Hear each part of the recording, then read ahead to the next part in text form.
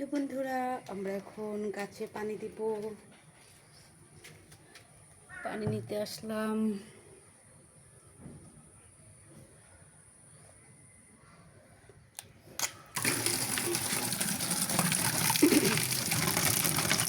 এই পানি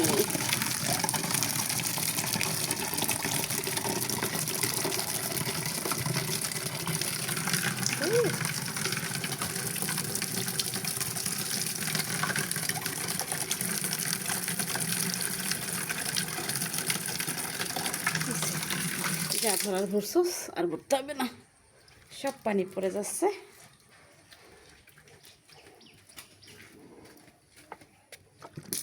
এ তো মাটি ভিজাই আছে, পানি দেওয়ার কি দরকার? মাটি তো ভিজা আছে, পানি দেওয়ার দরকার আছে?